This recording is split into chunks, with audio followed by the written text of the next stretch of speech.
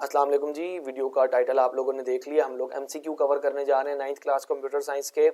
तो स्टार्ट करने से पहले आप लोगों को ये चीज़ें समझ लेनी चाहिए कि एमसीक्यूज़ दो तरह के होते हैं, एक मेमोरी बेस्ड होंगे और एक कॉन्सेप्ट बेस्ड होंगे। ठीक है, मेमोरी बेस्ड का मतलब होता है जिनकी कोई ख़ास या पर्टिकुलर रीज़न नहीं होती, उन वो आपकी मेमोरी को चेक करने के लिए बोर्ड वाले ने दिए होते हैं, जबकि दूसरे कॉन्सेप्ट बेस्ड होते हैं जिनको समझ के उनकी एक प्रॉपर रीज़न होती है। अगर वो आपको समझ आ जाए तो एमसीक्यू का आंसर भी आपको देना आसान हो जाता है। मोर ओवर, अगर आपको मेरे समझाने की स्पीड स्लो लगे, क्योंकि कुछ बच्चे होते हैं जिनकी अंडरस्टैंडिंग स्पीड, मेमोरी और डेटा को कंज्यूम करने की जो पावर होती है, नेचुरल पावर, बहुत ज़्यादा तेज़ होती है। तो अगर स्पीड स्लो लगे तो यूट्यूब आपको ये फैसिलिटी फराहम करता है कि आप वीडियो को 1.2x 1.7 2x स्पीड से आप देख सकते हैं, अप टू यू जितनी आपकी स्पीड है। लेकिन कुछ बच्चे होते हैं मेरे जैसे जिनको चीज़ें समझने के लिए तसल्ली, फोकस और टाइम चाहिए होता है। तो अप टू यू, आप जो जिस भी कैटेगरी से हैं आपको चीज़ें अच्छे से समझ आएंगी, इस चीज़ की गारंटी है। So let's start. ओके जी, तो अब हम चैप्टर 2 के एमसीक्यूज में मौजूद हैं। आप देख सकते हो कि पहले एमसीक्यू में उसने हमें डिस्ट्रीब्यूटिव लॉ की आधी स्टेटमेंट दी हुई है और बाकी आधी हमसे पूछना चाह रहा है कि वहां पर क्या आएगा। तो ऑब्वियसली इसका आंसर ऑप्शन ए है। इसकी रीजन देख लेते हैं। डिस्ट्रीब्यूटिव लॉ की जो डेफिनेशन वहां पे उसने हमें कही हुई है वो देखें, इनटू ए प्लस बी डॉट इनटू ए प्लस सी। तो ये वाली स्टेटमेंट उसने वहां पर हमें दी हुई है, जबकि बाकी आंसर ये वाला बनता है। ओके, ठीक है।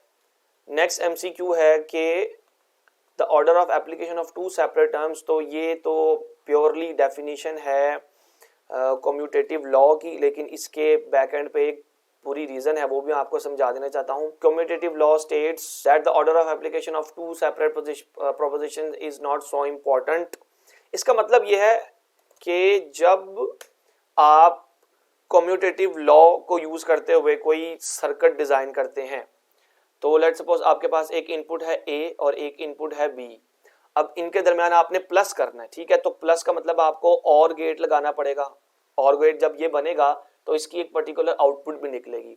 अब आप ए और बी को पहले, इन दोनों में से जिसको मर्जी इनपुट कर दें, या बी को पहले इनपुट कर दें और ए को पहले इनपुट कर दें, और इनके दरमियान अगर आप और गेट निकालेंगे तो या और गेट का सर्किट डिजाइन करेंगे तो आउटपुट आपके पास सेम रहेगी। आप ए और बी को पहले ए को पहले इनपुट करें और बी को बाद में, या बी को पहले इनपुट करें और ए को बाद में, आपके पास आउटपुट दोनों सूरतों में सेम ही निकलती है। तो ये उस स्टेटमेंट की इंट्यूशन है जो कम्यूटेटिव लॉ स्टेट करता है। ओके, उसके बाद हमारे पास है कि it is cold outside is. ये किस टाइप का प्रोपोजिशन है?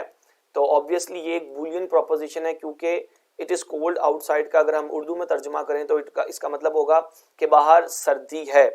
अब या तो ये बात सच हो सकती है या तो ये बात सच नहीं हो सकती, ट्रू या फॉल्स हो सकती है। ट्रू है तो इसको हम रिप्रेजेंट करेंगे 1 से, वरना 0 से। और ऐसे प्रोपोजिशंस जिनका आंसर ट्रू या फॉल्स में आ सके हम उसे बूलियन प्रोपोजिशन कहते हैं। अब कैटेगोरिकल और मॉरल प्रोपोजिशंस, ये भी प्रोपोजिशंस होते हैं, लेकिन ये आपकी बुक में शामिल नहीं है, तो हमें एट द मोमेंट इनको समझने की ज़रूरत नहीं है। ओके, तो इसकी मैं आपको प्रोपोजिशन की इसकी रीजन भी दिखा देता हूं। ओके, ये देखें, अ proposition is a sentence that can either be true और फॉल्स। ऐसा जुमला जिसका जवाब ट्रू या फॉल्स में आ सके वो प्रोपोजिशन कहलाता है। और बूलियन प्रोपोजिशन भी एक ऐसा प्रोपोजिशन है जिसका आंसर ट्रू, और ये अगर आप इस स्टेटमेंट को देखें तो ये एक ऐसा प्रोपोजिशन है जिसका आंसर ट्रू या फॉल्स आ रहा है, तो it is also called Boolean proposition. 17 किसके इक्वलेंट होगा बाइनरी सिस्टम में? अब इसको 17 का हम लोग बाइनरी हाथ से भी कैलकुलेट कर लेते हैं। तो 2 8 are 16 8 1, okay. 2 4 are 8 4 0, and again अगर करें तो 2 are 0 एंड एंड पर 1 0। तो आंसर है हमारे पास 10001। ठीक है, बुक में भी इसका आंसर है 10001, इसका प्रॉपर आंसर है ये। इसका बुक में का आंसर लिखा है वो भी देख लेते हैं। ये 43 पेज नंबर पर देयर यू कैन सी 17 का बाइनरी इक्विवेलेंट जो है वो है 10001। ओके, नेक्स्ट एमसीक्यू है कि 1 पेटाबाइट इन ऑप्शंस में से किसके इक्विवेलेंट है? तो इसका आंसर है 1024 रेज़ टू पावर 5 बाइट्स।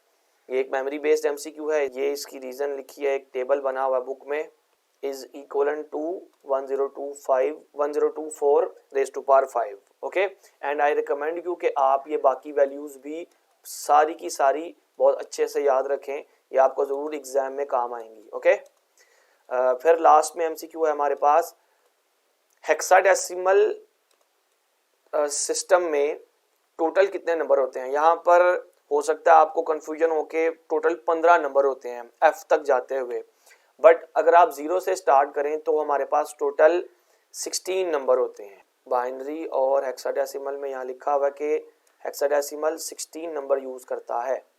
यहाँ पर अगर आप यहाँ देखें तो क्या hexadecimal has total 16 numbers. Okay, तो अब मैं पेज नंबर्स लिख दूं इन सब के साथ। ओके जी, तो बुक के पेज नंबर मैंने लिख दिए हैं, देयर यू कैन सी। आप इसका स्क्रीनशॉट बनाना चाहते हैं तो बना लें। एमसीक्यू नंबर 1 का आंसर है पेज 49 पर, फिर 47, 44, 36, 43 एंड 34 पेज नंबर पर इनके आंसर समझने के लिए आप जा सकते हो। ओके, अब चलते हैं चैप्टर 3 की तरफ।